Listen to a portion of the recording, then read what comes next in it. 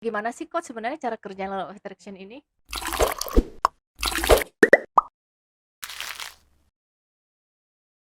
Halo sahabat sales dimanapun Anda berada, jumpa lagi dengan saya Namilani dalam YouTube channel Coach Antonius Arif yang membahas tentang selling dan marketing. Nah, sahabat sales kali ini kita mau ngobrolin tentang LOA. Apa sih itu LOA?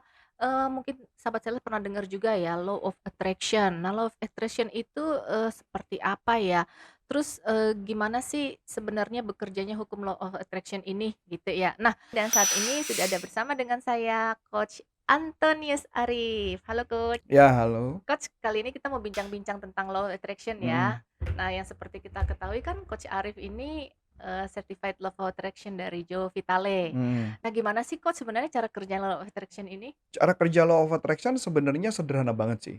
Mhm. Jadi kalau bahasa saya ketika menggambarkan segala sesuatu, konsepnya adalah, POA, bukan LOA. Apa nih? Kalau LOA kan Law of Law of Attraction. attraction. Kalau Saya pakai POA? konsep adalah POA, Mhm. Point of Attention. Oh, oke. POA sama dengan POA lagi. Point Oke. of Attention sama dengan Point of Attraction. Oh, oke. Jadi apa yang kita fokuskan Mhm. itu yang kita tarik, bahasa Indonesianya kayak gitu. Jadi Hmm, POA sama dengan POA. POA. Jadi Oke. point of attention sama dengan point of attraction. Oke. Apa yang kita pikirkan itu yang kita tarik. Hmm. Nah, konsep law of attraction konsepnya kayak gitu. Mhm. Ketika kita memikirkan segala sesuatu yang fokus kita, maka fokus kita itu yang akan kita dapatkan. Hmm.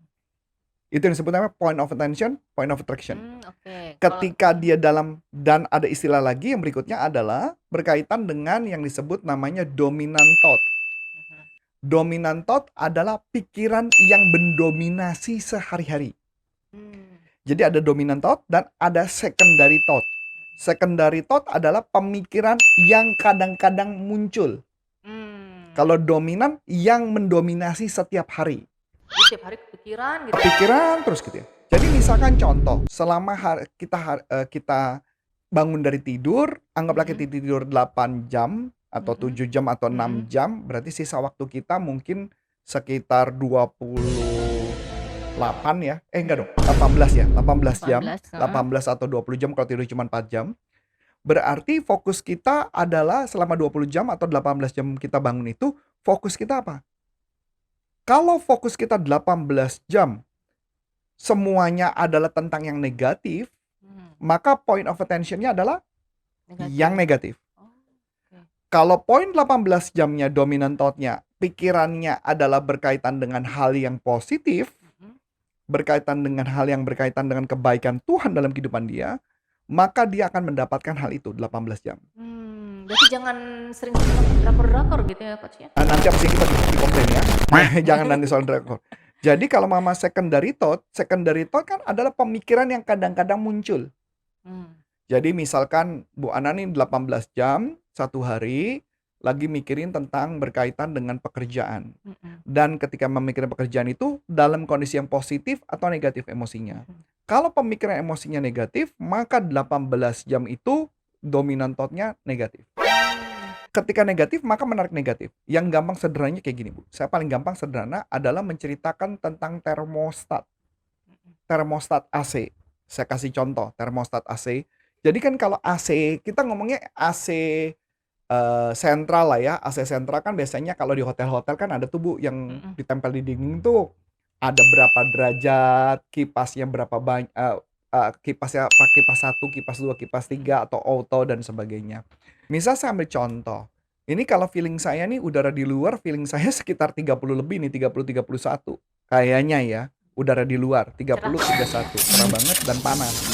Nah, pertanyaan menarik, kalau saya taruh AC, saya nyalakan AC, yang tadi ya, saya pencet di angka 26, maka apa yang bakal terjadi?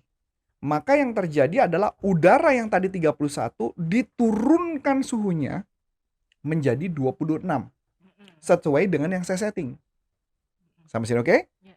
Seandainya udara di luar anggaplah hujan dan dingin, dan memang beberapa waktu yang lalu sempat menurut saya Jakarta cukup dingin. Kalau di luar sana adalah misalnya 18 derajat, saya AC-nya 26, maka apa yang bakal terjadi?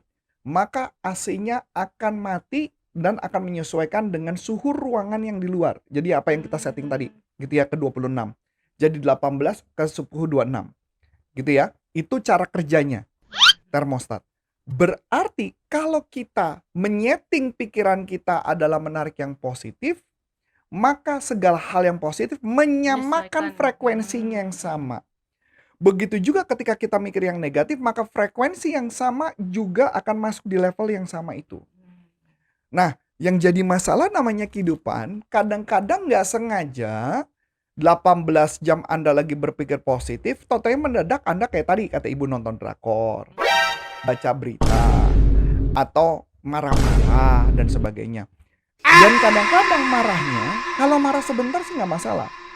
Karena, makanya tadi, dominan thought-nya 18 itu, ya, jangan lama-lama. Kalau lama-lama seperti kita matiin AC, ya angkanya disesuaikan dengan angka yang kita mau keluar. Kalau cuman sebentar, maka dia akan balik lagi beresin. Yang jadi masalah adalah kadang-kadang kita marahnya kelamaan gitu loh. Bisa sejam aja, 2 jam aja. Itu bisa membatalkan frekuensinya itu. Bayangin deh kayak contoh Bu, kita kayak kemarin lah ya, kita mati lampu. Udah jelas ini ruangan udah dingin nih, mati lampu, tek, mati kan lampu. Yang tadinya dingin lama-lama udah malah jadi nggak dingin kan. 1 jam masih baik-baik. Tapi setelah 1 jam apa yang terjadi? Panas banget tuh ruangan, betul ya? Kenapa bisa panas banget? Karena menyesuaikan suhu di dalam ruangan. Nah, makanya sama dengan law of attraction. Kalau kitanya kelamaan negatif, malah terjadi yang secondary thought tadi bukan menjadi secondary lagi, tapi menjadi dominant thought yang akhirnya full 100% negatif. Itulah yang menyebabkan kenapa orang kesulitan untuk mendapatkan rezeki. Nah, begitu juga dalam konteks sales, ketika dia berpikiran bahwa customer itu tidak mau membeli, maka vibrasi di pikirannya semua tidak mau membeli.